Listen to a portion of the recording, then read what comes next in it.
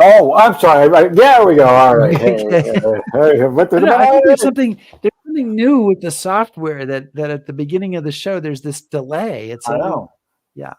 but we're still. Calling London, Chris Anderson in London. I'm still in London, and you're still in Chicago. Where are you? Well, No, well, not really. you're I'm drinking Heather. I thought. actually in Scotland, probably drinking scotch One and would beer hope and that tastes much better than Heather. yeah, I think I probably just got back from the Orkneys, but it looks like I'm in Chicago because it's an encore episode and Um, we're recording this. But hi, everybody, and welcome to History Happy Hour. Thanks to Stephen Ambrose Historical Tours for helping to bring you this show. Check out their rich offering of military history tours, some of which are led by Chris Anderson and Rick Beyer oh, I at know.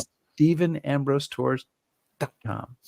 And whether you're watching live or watching on replay or on the HHH podcast. You do that much better. Well, it's a when We're gonna have a microphone you like get that. your new I mic. know. I was like, When you get oh, your new mic, you can do that too. Barry White voice. We're glad you're here. And today we're going to present an encore episode about legendary patriot, Revolutionary War hero, Traitor, American leader John Hancock. ungrateful colonial John Hancock, who paid. All right. Anyway. We want to take a moment to thank our Patreon supporters, especially our top shelf supporters. You can become one by going to patreon.com/historyhappyhour. I noticed. You want to go back there for a second? Sure. I have it's like a layout question, but should we like bump Phil over because right now it's Currahee Military Museum, Phil Messina. But I know it's like a column. Yeah, but we want to be careful that we don't run don't. Susan Reynolds Brady into the bottle of HHH stuff, which I don't know. This is a problem to ponder. But I can probably move that over. Well, Phil could let us know what he thinks. Oh, Phil, let us know what you think. And if you're not watching, it doesn't move. It doesn't happen. You have to. And anybody else, if we've got your name wrong, if we've missed your name, if you've stopped being a top shelf patron, but your name is still up there, hey, let us know and we'll fix it. We'll change it. We're here for you. We're here for you. Okay. I do think that we have now killed enough time at the beginning of the show. Why don't you give me the old Huamundo? God save it.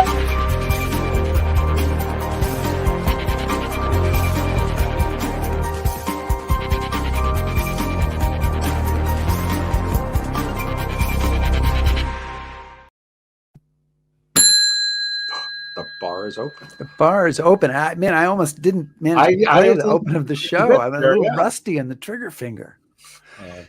Today, we're going to be talking about John Hancock and the early days of our country, the pre-early days of our country, with someone who loves history and beer as much as we do. Which is, so rare. So Brooke Barbier is a public historian who received her PhD in American history from Boston College, specifically researching Boston's social and cultural life during and after the American Revolution. In 2013, she founded Ye Old Tavern Tours. This is something that we should be going on, which offers tours of Boston's historic sites and taverns, and beer is included. And she is the author of a new book, which is called King Hancock, and it's about how shall we describe him, Chris? Well, you and I would probably describe him differently, Rick, so I would let you describe him. The patriot leader and lead signer of the Declaration of Independence. So we bring on and say hello to Brooke Barbier. Brooke, how are you? Hi, guys. Cheers. Cheers. Hey, look, what are you drinking? I have what I'm calling a John Hancock. It's a cocktail. Yeah, it's Madeira based because John Hancock loved Madeira, and with some pins and ginger beer. So it tastes like a Coke, but then I've made it a cherry Coke by adding some cherry liqueur and some preserved cherries. So It's like cherry John Hancock. I admire somebody that not only drinks when they talk about history, but puts a lot of thought and investment into it. Because Rick did a beer and I just did a scotch, but really, hats off. We appreciate it, and our audience appreciates it. Look, everybody knows the name John Hancock, and everybody, at least in the U.S., knows that his name is at the bottom of the Declaration of Independence, a little bit larger, a little bit bolder than the other signatures. And honestly, Brooke, That's all they know about him. That's all many people know about him. So if you can start by giving us the quick overview, a sense of who he was and why you decided to write about him. Who John Hancock was a merchant who lived in Boston. Merchant at this time meant he imported and exported goods to and from Boston and had several stores in Boston. He inherited this business from his uncle. That's important to know that when he was 7, his dad died, and he went to live the rest of his life with his uncle who had founded this company, the House of Hancock. When John Hancock was 27, his uncle dies, and he inherits all of these business holdings. Not coincidentally, at this time, when he suddenly becomes a very wealthy man, he also gets a lot of attention and begins to get elected to political office. Hancock would eventually go on to become one of the most popular men in colonial North America. That is not an exaggeration. While we know his name today, in the 18th century, every American would have known his name. He becomes famous for that signature in his life and then much later in his life. And he signed first because he was the president of the Continental Congress. All right. Rick? Chris, so why? Chris, we all alternate. know all about back him and forth. You know all about him then, right? Okay. You want to end the show now? No, I want to end. No. Thank you very much, Brooke. We appreciate your coming. It's kind of a sore spot with Rick. No, so. But why don't you tell us a little bit more about one of the things that I was interested in and I think is important. Talk a little bit about his education and where you kind of think his sort of thought process comes from and how that evolves. He was educated at Boston Latin School, which was a feeder school to Harvard. And then many students from Harvard would go on to become ministers. And that, up until John Hancock's dad died, would have seemed like Hancock's path in life. He was the son of a minister named John Hancock, who was the son of a minister named John Hancock. Stick with what you know. Yeah, but for his dad dying, he probably would have gone on to become a minister and maybe not existed in the public realm at all. But that isn't what happened. When his dad dies, he goes to live with his uncle in Boston. He gets schooled at Boston Latin and then goes on to Harvard. And then his next step in his education is to act as an apprentice of sorts to his uncle. So that meant going around Boston and learning the business of the House of Hancock. And it also meant going to London and meeting some of the business partners there and spending time there as well. So is there any indication, though, like from his education that he was radicalized or he always had a chip on his shoulder or like, do we know much about sort of where how he's forming these? Isn't that a question? So I wouldn't say Hancock's gift is not political ideology. What his gift is garnering public support. And if I had to guess and make a very educated guess as his biographer, I would say that part of the reason he enters politics and likes it so much is because he wants to belong. When his dad dies, he goes to live with his uncle, and his uncle is a shrewd businessman. That doesn't mean that he couldn't be a loving guardian, but John Hancock leaves aside his other 2 siblings. He leaves aside his surviving mother and goes to live with an uncle and an aunt in the 3rd largest town in colonial America and has to adjust to not just this new town, but this new home, much larger than the one he was used to, and these new guardians. And I think that it meant, and I say I think because we just don't have the evidence for it. He didn't have a diary where he wrote and he said, "Oh, I'm always longing to belong." But based on what we do know about him from his records or what other people said, it does seem like he spent his whole life wanting to feel seen and connected with people. And one great way to do that in the 18th century was in politics. And his uncle and aunt had no other children, right? Is that correct? Yeah, and that's part of the reason why when John's dad, John, dies, that he goes to live with Uncle Thomas. Uncle Thomas had built this massive business. And in the 18th century, as in today, a common thing would be for the male heir to take over. And Thomas and his wife Lydia had no children of their own. Okay, and I just want to add, since we're going to get into this, how did the family make all of its money? So this is what's so interesting, because when people hear that Hancock inherited his wealth, they think, oh, that's boring. That's like everybody else. But what's very different is that Thomas Hancock was the middle of three boys, and the eldest and the youngest went to Harvard. And Thomas was apprenticed out into Boston as a bookseller. And in Thomas's lifetime, from apprentice to mogul, he built one of the largest fortunes in Massachusetts. That is unusual, to rise so far above your station without marrying into money. So Uncle Thomas is smart and shrewd and smuggles and supplies the British Army with provisions to combat the French. He goes on to buy real estate throughout New England. So he is an enterprising man, but he builds that fortune on his own. Was that the smuggling was the part you were bringing? Well, no, that's the illegality. I'm just like that he gets all of his money by charging the British government too much to feed the troops that are defending him. But we'll get into that as we go forward. Hey, Brooke, you call John Hancock, actually in the subtitle of your book. My questions, I'm still questions based on the front cover, so I'll get to my questions based on the inside soon.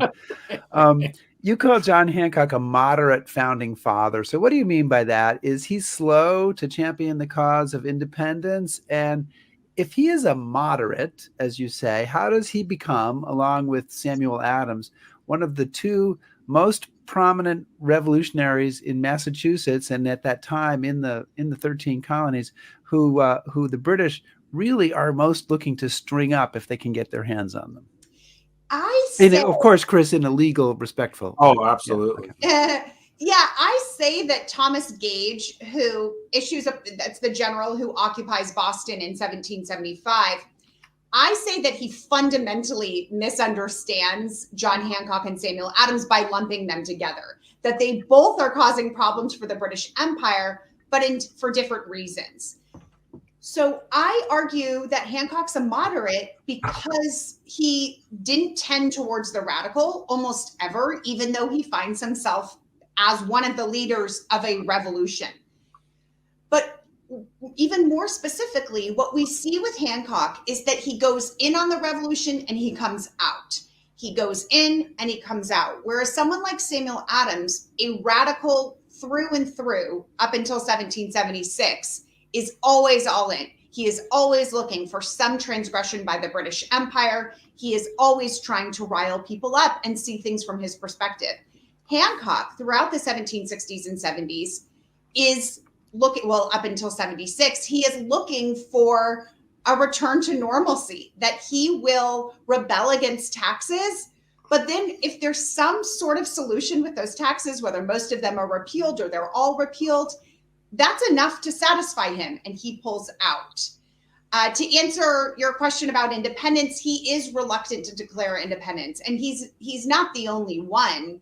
Most delegates to the Second Continental Congress were reluctant, and they eventually, many things moved them forward politically. But Hancock took some coaxing, and as late as April 1776, John Adams says of his cousin Samuel that Samuel was very upset with Hancock and was talking badly about him to other delegates because Hancock wasn't ready to declare independence. And can I do a follow-up, Chris? Sure. Brooke, did you say that I think you said that Samuel Adams was a radical up until 1776. So I caught that and what do you mean by that? It would depend on how you view radical thereafter. That Adams seems pretty singularly focused on independence, but after that, he might surprise you with, in what I would say is a pretty conservative view. Once the war is won, once the Constitution of Massachusetts is ratified in 1780, I think that he becomes much more conservative. And those protesting or wanting tax relief, he has much less sympathy for.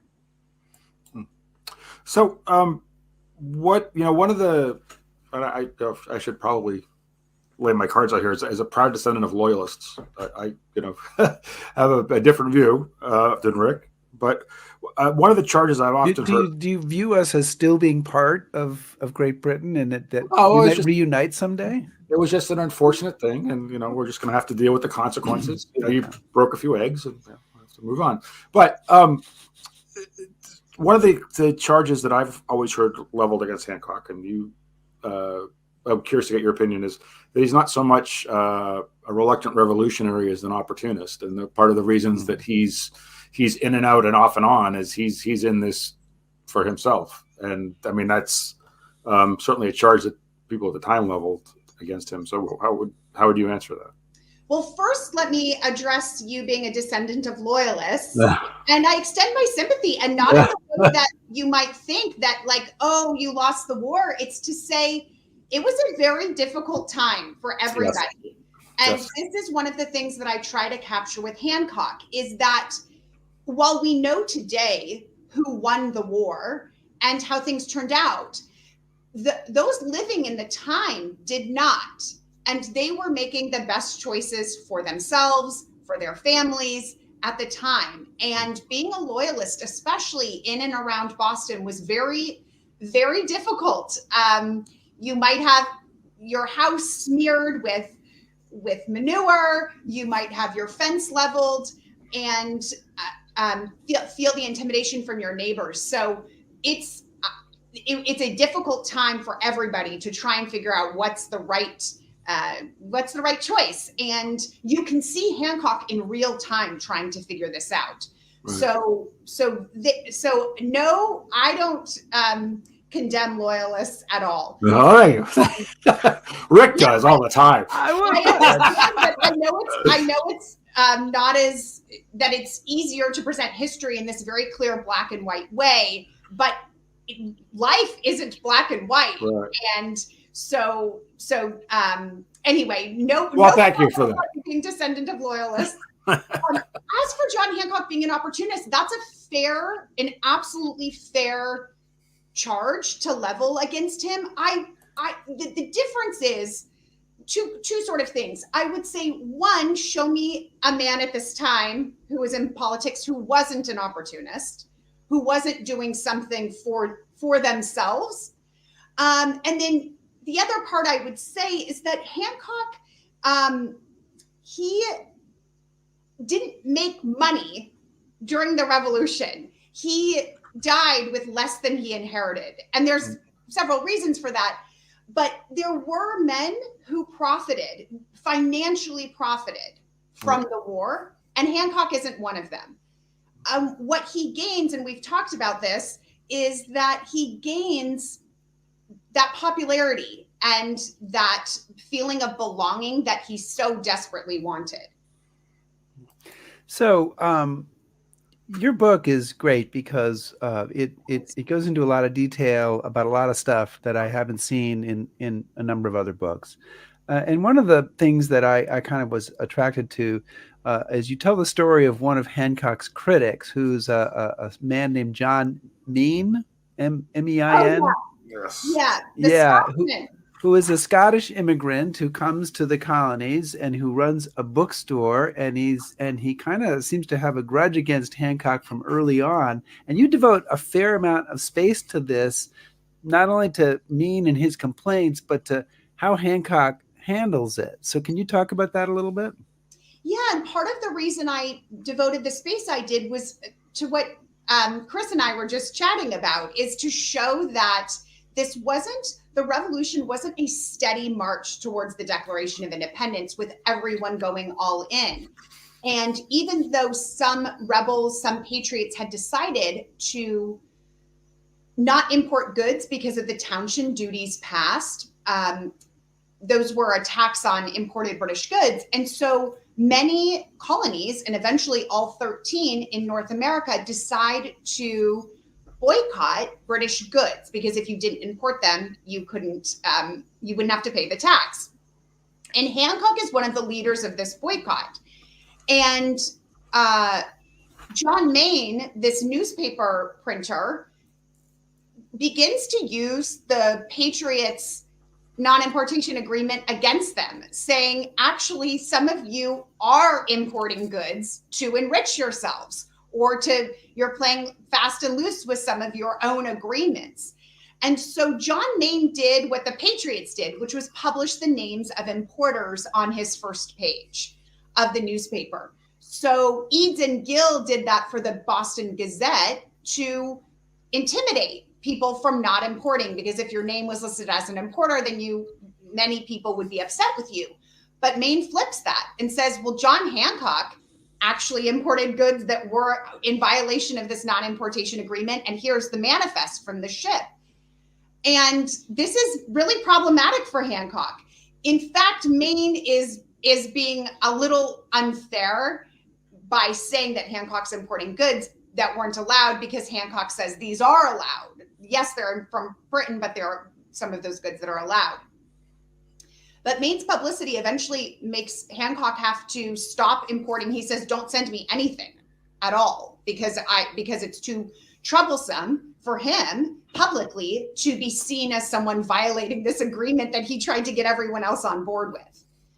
And then what he eventually does is he has powerful contacts in London. One of those London contacts is owed money by John Main, and Hancock eventually bankrupts John Main, trying to collect on this Londoner's debt.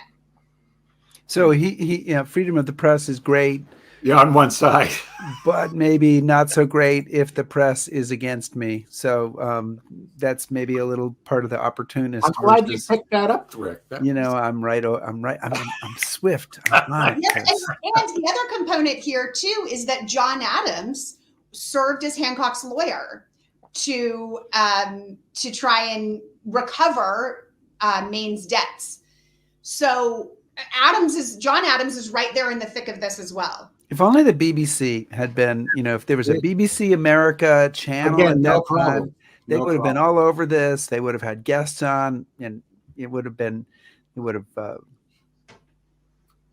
spectacle to see. Well, in some sense, too, there is this happening because Hancock gets maligned in a Newport newspaper in Rhode Island, and he defends himself in a Pennsylvania newspaper and a New York newspaper. This isn't a transgression that just Boston is looking at. It's being observed by other colonies as well. And Hancock began by having one of his employees defend him. And then he had to come out himself and say, I've never imported, I'm being falsely represented. But it seemed enough. I couldn't find a letter or an account of someone saying exactly, oh, now we don't trust John Hancock. But there was enough back and forth in the media and enough discussion, as you're sort of alluding to, what might happen today. But back then there was, some back and forth in the newspaper, and Hancock eventually, it wouldn't do for his employee to defend himself. It had to be him. So one of the other things that you talk quite a bit about in the book that is an interesting point, and it raises questions that we can talk about, but is his relationship with the masses or the lower orders or anything that you would want to say that. You have a quote in the book talking about this, and you say that an observer at the time saying, he is so frank and condescending to the lowest that one would think he was talking to his brother or a relative. And kind of a relationship like that at that time is unusual. You certainly don't see it with Adams or any others. So what is his relationship with people, quote unquote, beneath him? And do you think it's a genuine one, or is it? I do actually think it's genuine. And that's what makes him so effective at it. If he was faking it, I don't think he would have been able to gain the popularity he did. And the account you just read is one of many when people say that he was good at mingling, he was good at connecting with people. I think he realized pretty early on where the power came from. And the power came from the lower orders working together in a group. They could be very intimidating, especially in Boston. They had a history of mob violence, which was permitted at the time in some social way, to say, if you have a grievance and you mob against that grievance, if that grievance is addressed, well, then you have to stop mobbing.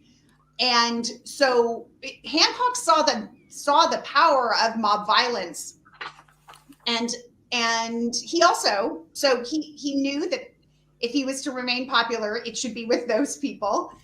But he also loved to entertain. He loved to host people in his home and at taverns and he would pay for it.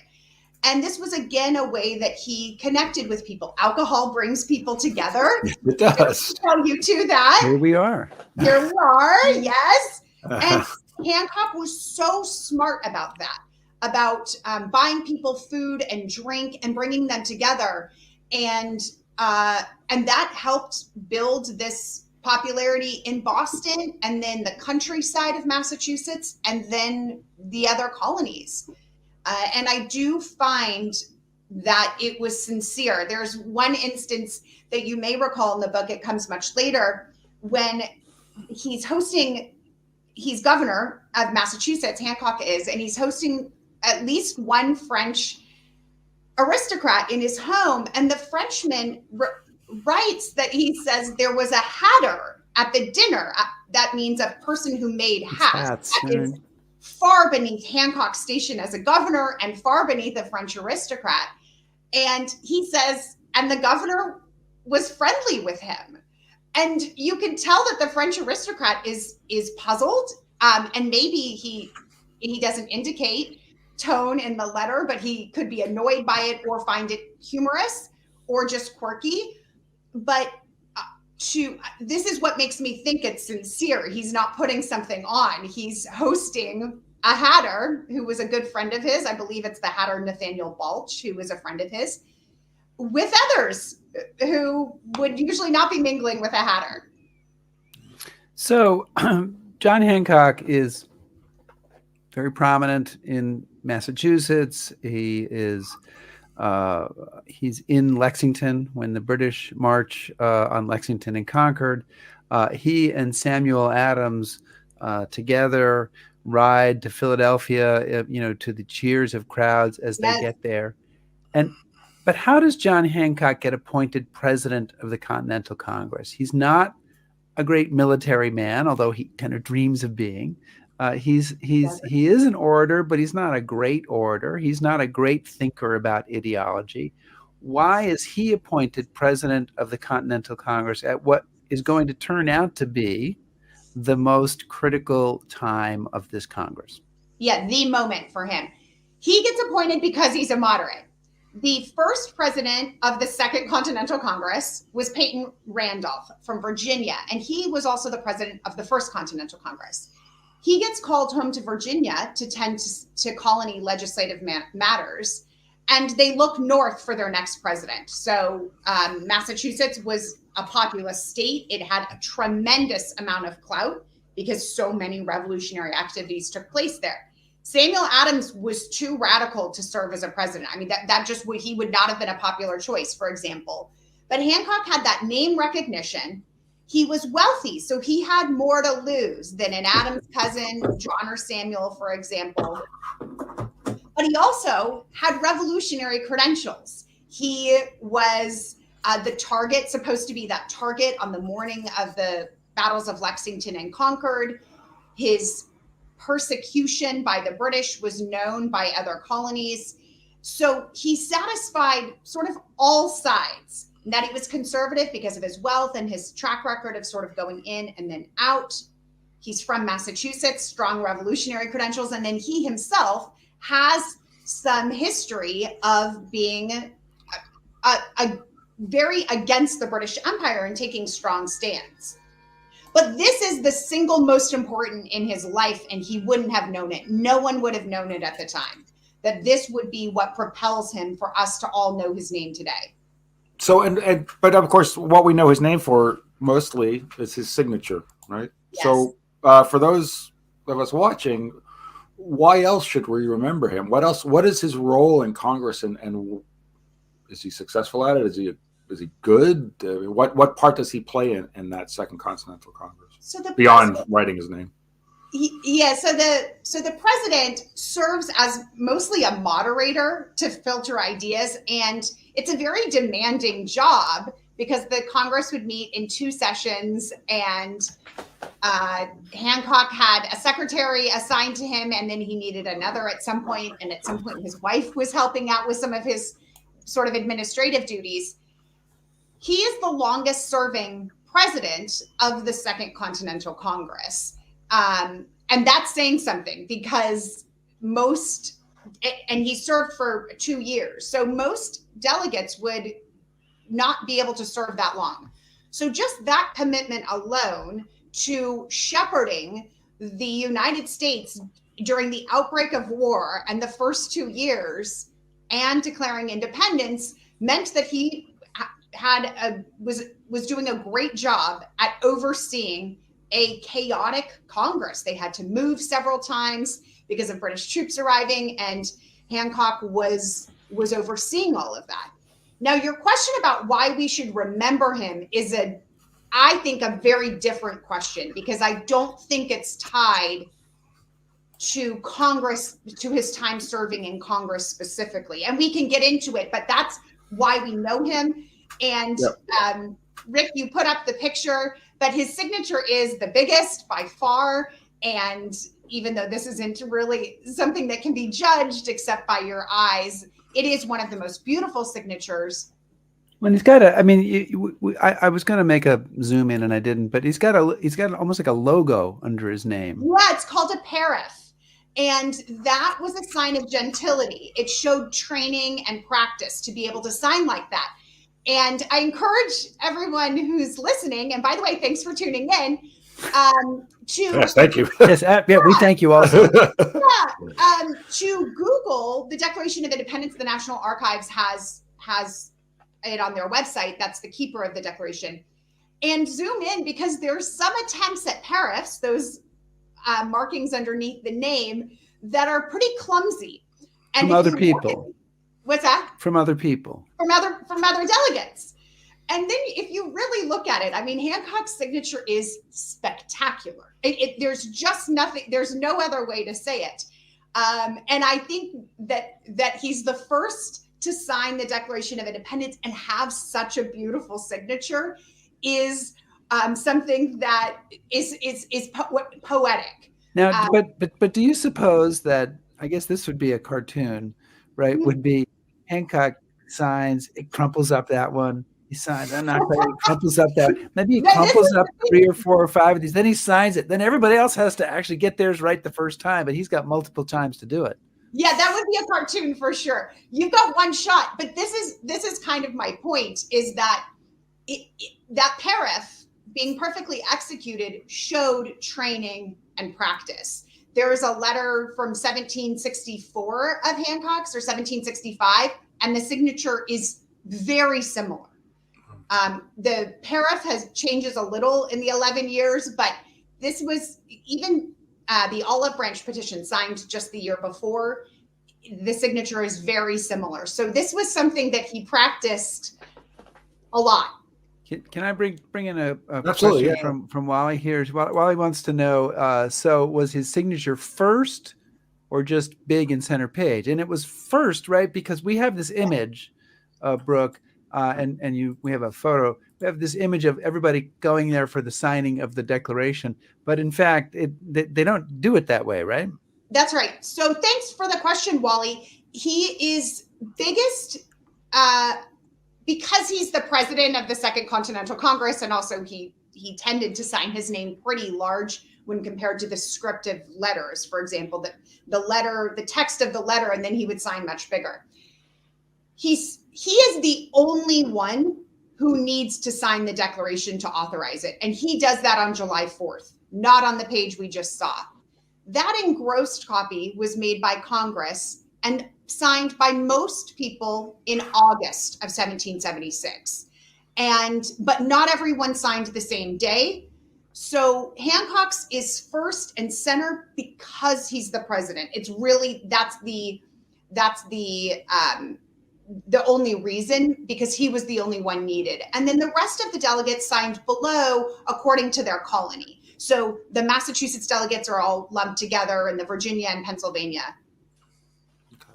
So one of the other things I wanted to get into a little bit because it's a very interesting part of your book, and picking up on the idea of Congress.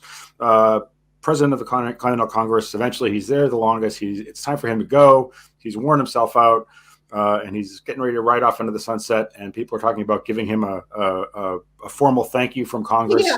And it's shot down. And interestingly, it's shot down in part by most of the members of his own state's delegation.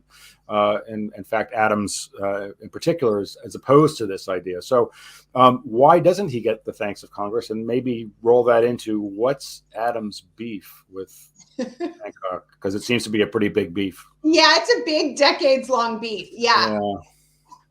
Okay. When Hancock is leaving, they say we should vote to vote to send a formal thank you to Hancock for being the president. And Adams opposes, saying this: you're not serving for a thank you, you're serving because greater good. But I found many instances of where Congress issues a formal thank you to somebody. So it's not that unusual. But Samuel Adams, the beef with Hancock extends for decades, really begins in the 1760s and goes until the 1780s. Adams, Samuel, and also John, but I'll talk really specifically about Samuel, finds Hancock to be too showy, too ostentatious, too concerned with public image. He also finds him too moderate.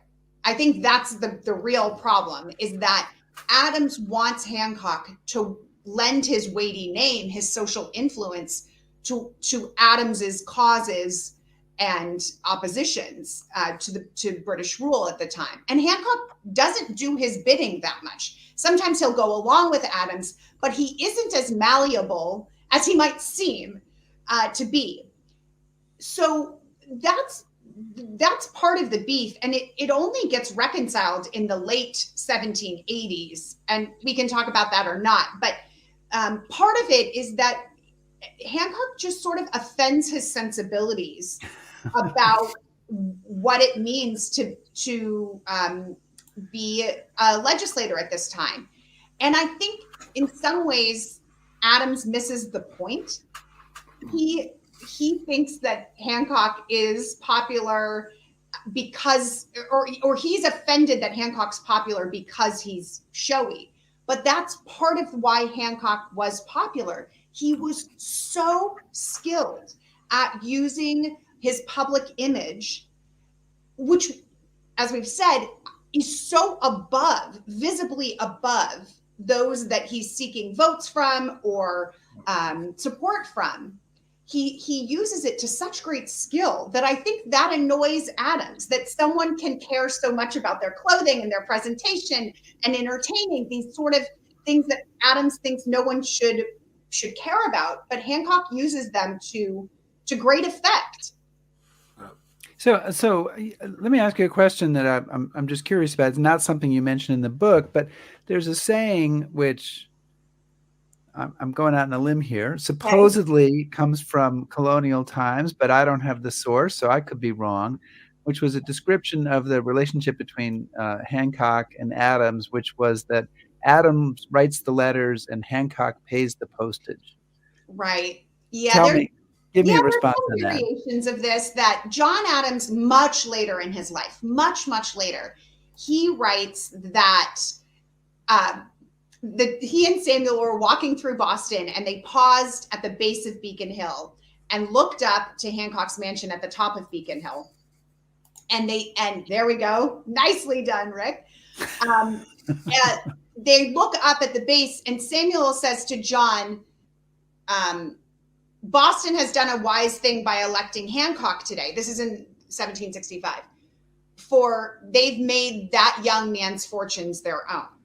Now, I don't buy that story at all because it's saying that somehow Samuel Adams and John Adams knew that there would be a war more than a decade later, that somehow they'd form their own country. So that story is, I think, John Adams looking back and trying to figure things out and line up Samuel Adams' cunning and smarts and ability to see the future.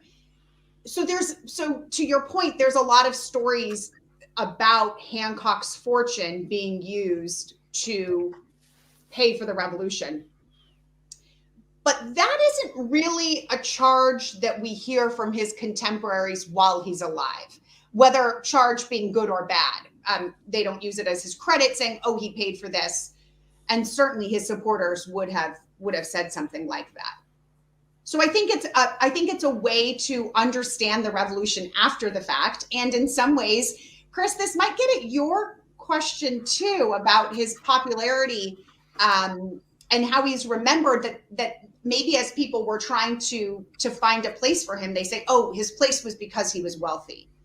So I don't know the origin of why that story came about, but it comes later after his death. Well, I was going to kind of add to the kind of the conversation because it touches on Rick's question in my earlier one. But I mean, a lot of the things that were, I guess, popularly known about him is that are impressions that Adams leaves. Like, that whole, he really wanted to be general. Yeah.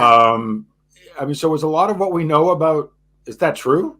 Or is that just Adams being jealous that Hancock was the cool kid at the party and he wasn't?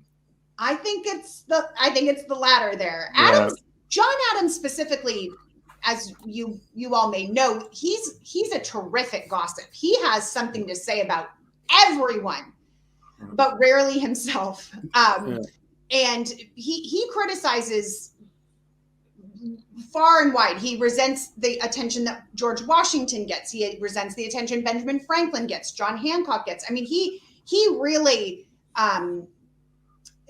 it seems like sour grapes a lot of times.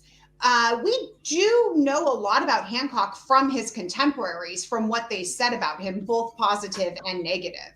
So that's certainly true. But it's not just John Adams where we get a sense of who he is, because that wouldn't be enough for me. For example, you read that quote about him treating everyone like a brother or a relative.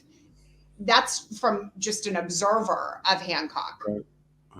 So was it, I mean, writing about John Hancock, he's not leaving behind the volume of letters, that diaries, et cetera, that John Adams or Alexander Hamilton left behind, or George Washington. Did that make it harder to write about him because you're kind of harder to get inside his head about what he's doing? Yeah, certainly. There's so many times where the record is silent, just silent, and I want something from him.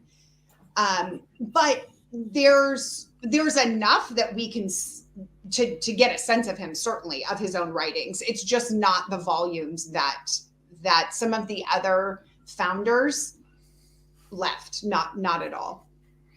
And so you just said founders, and one of the questions I wanted to put to you, and it seems to be as good a place as any, is Hancock in the first tier of the founding fathers, or is he a secondary player? I know many shows ago, Rick and I had a very intense discussion about a certain finance person and whether he was actually a founding father or he kind of came along later, Mr. Hamilton. So would you consider was Hancock, is he a Washington, a Jefferson, or is he just kind of there?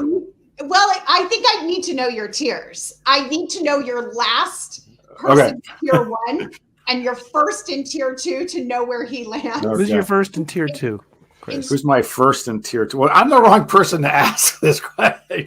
Elbridge Gary? I mean, sure. No. He's way ahead of Elbridge Gary. Okay, so Hancock is tier 1. All right. Yeah. So Samuel Adams, he causes a lot of trouble. He gets everybody riled out. People start shooting at each other, and he's gone. He's just like not even part of the equation. He's not helping to craft great bills of state. He's not. So Hancock. So I would call Sam Adams a second tier. Okay. Ooh, that's harsh. Well, you asked. No, I didn't. Well, I did ask. Okay. Tier 1. Are we talking tier 1's Jefferson, Franklin, Washington, John Adams? Yeah. And then guys that are on coins and money. Right, I know, but this is why isn't John Hancock on a $5 bill? I mean, he should be on money, if for no other reason than because he was so wealthy. He was a money guy. Yeah, I mean, who gets put on money? That's a whole different discussion. But next week on History Happy Hour, who gets put on money and why? if you're putting Samuel Adams in tier 2, and I counted 5 for your tier 1, then Hancock would probably be tier 2. Okay. But if you were living in 1790 and reflecting back on the revolution, the beginning in 1763 with the end of the French and Indian War, Hancock would be a tier 1. I think that's what's kind of tricky about it, is he was so popular nationally that, and people knew his name. They knew his sacrifices during the time. They knew him for the Declaration of Independence. And then when he supported the Constitution, which wasn't a given that he would or that Massachusetts would ratify. So even Elbridge Gerry, your tier 2, Rick, gives Hancock credit for, he said his name will basically live on because of the Declaration of Independence and the Constitution. So I think Elbridge Gerry is tier 3. Yeah, he's. How dare you? Yeah, I think he's. I think. I mean, if you can only be vice president, I mean, come on. So yeah. So with these sort of imprecise tiering systems, we'll I think if he lived at the time, he would have been tier 1. Okay, but he's gone down in the, maybe to tier 2. So listen, so we've been talking a lot about politics, and we will some more, but hey, let's get into some gossip like John Adams would like. Yes.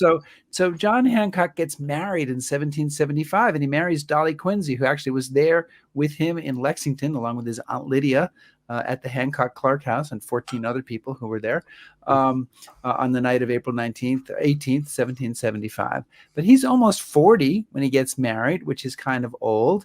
And he's married till his death. But you kind of suggest that it's a little bit one-sided of a relationship.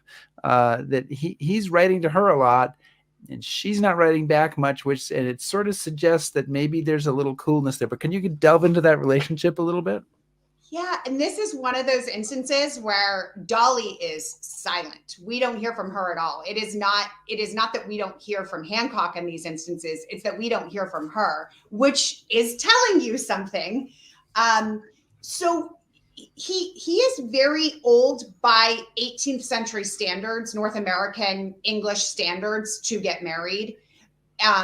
He had courted a woman before that for 10 years before calling it off, and that's very unusual too. Dorothy Quincy who goes by Dolly. Dorothy Quincy comes from a good family. That is a strong name. The name of Quincy, Massachusetts, comes from her lineage. So it's a good match for him because of the name, and then of course it's a good match for her because of his name and wealth.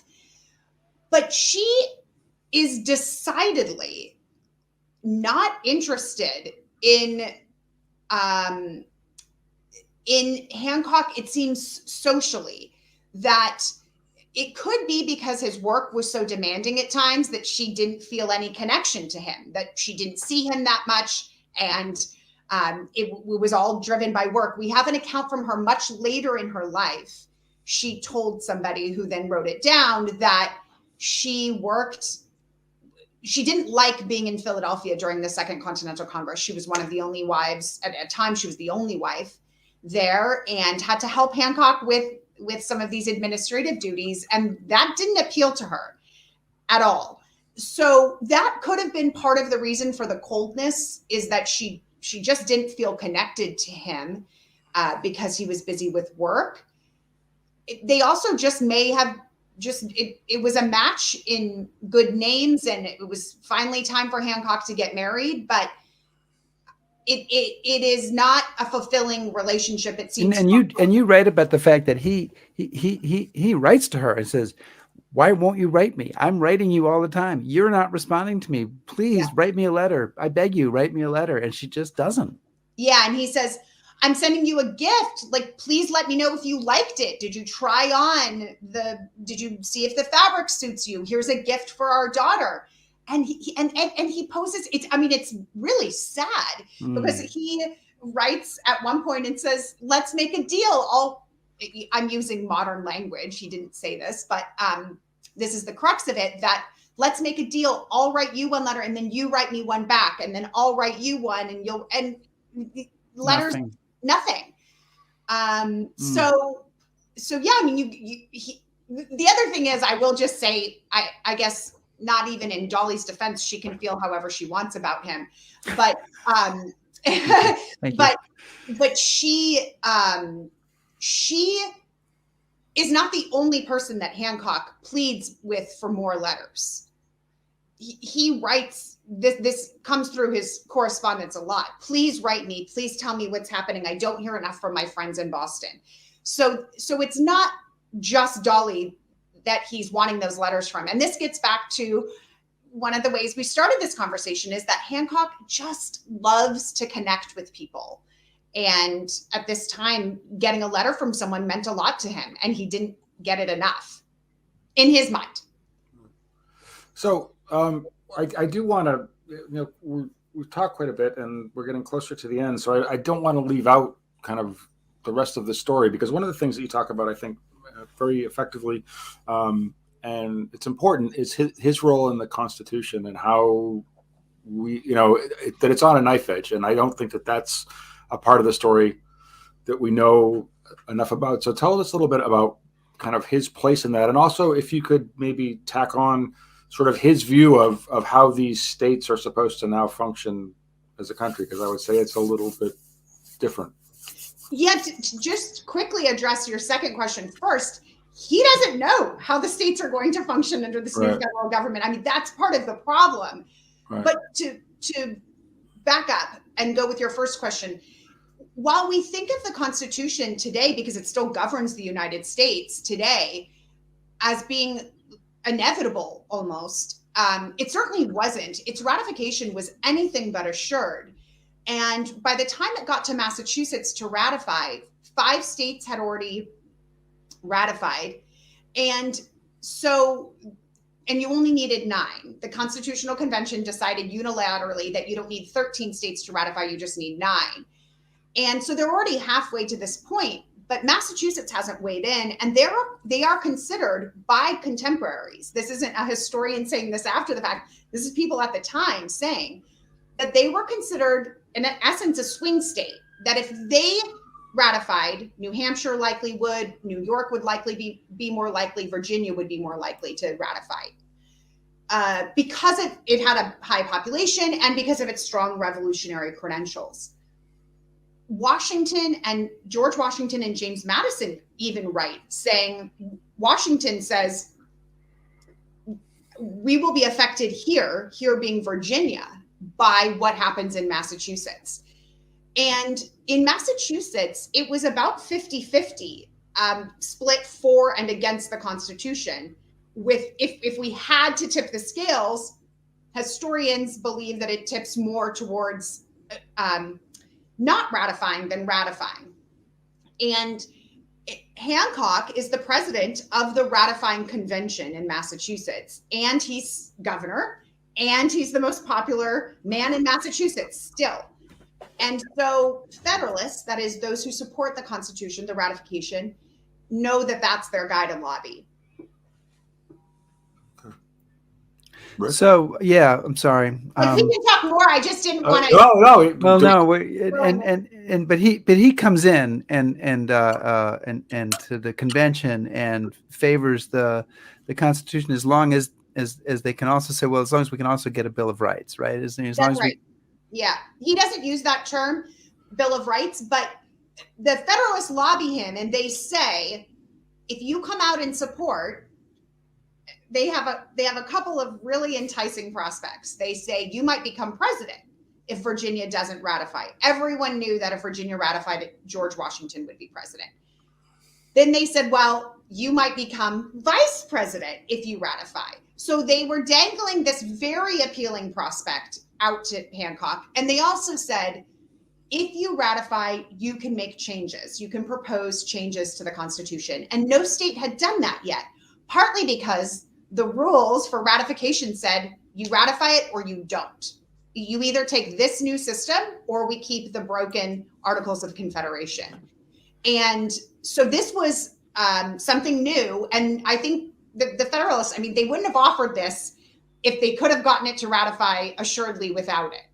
And so Hancock stands up at the convention in a very dramatic moment and says that he's going to come forward and vote to ratify, but that he has these proposed changes. And every state thereafter proposes changes to the Constitution. And all those changes, also amendments, get sent to James Madison, and they ultimately filter down to the 10 Bill of Rights that we know today. So while we think of the Bill of Rights as inseparable from the Constitution, it was actually passed a couple years later and wasn't part of the framers of the Constitution original goal. So it's for those that had the Bill of Rights is, we can look to those who had concerns about the Constitution as the reason we have it today. Chris, did you have one more? Well, no, I was going to say one of the to biographers in particular, I like to ask. Obviously, there's an awful lot in the book, and there's an awful lot that we didn't get to cover that you'll read about when you buy your own copies. But what is the thing that you wanted to put in the book that you couldn't, or is what would you like to add? What else should we know about Hancock that they're not going to find out in the book? What I wish I could have put in the book, as far as I know, doesn't exist. And that is where the records are silent. There's more that I would have wanted to know about his relationship to the people who worked for him, both enslaved and then when emancipated as paid servants. I would have wanted to know more about his relationships and with women, what that courtship was like for 10 years and then to call it off. So the juicy stuff is in the book. Stuff didn't get cut. It's more what I couldn't add because we didn't have the source. I didn't have the sources for them. Yeah, I want to be clear, folks. There's plenty in the book, and I'm not saying she left anything out. I just want to make sure that. Right. Yeah. Well, and okay, but last question, and now we're in the lightning round. All okay, right. But should have been the first question. Why is the book called King Hancock? Yeah. That's so major. Okay, lightning round. After the Boston Tea Party in 1774, the British occupy Boston, British officers, and they question this guy named Samuel Dyer, a Bostonian, and they say, who ordered the destruction of the tea? That is the Boston Tea Party. And he says, nobody. And this British officer says, you're a damned liar. It was King Hancock and the damned Sons of Liberty. That is the first time in 1774 that we hear this nickname being used, and it's being used derisively as an insult.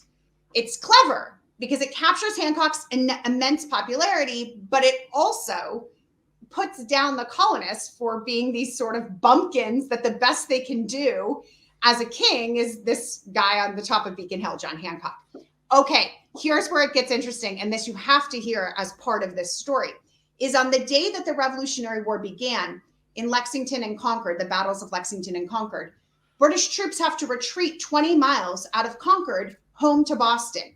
And they are being fired on by colonists in the countryside the whole way home. And it's worse than just being fired on. They can't see where they're being fired from because colonists are hiding behind walls and inside homes. And so these British soldiers are being fired on. They can't see their attackers. And then their humiliation continues because colonists cry out as the British are retreating, King Hancock forever. So they had taken this insult and appropriated it to make it a rallying cry on the day the fighting began. That is Hancock's power. At the time, he'd be a tier 1. That's the title of the revised copy. King Hancock, a tier 1. Well done, John Hancock. Well done, Brooke Barbier. Thank you so much for joining us today. Brooke's book is King Hancock. And it's the story of John Hancock. There's that great signature on the cover. It's definitely worth a read. Brooke, thank you so much for joining us today. We really appreciate it.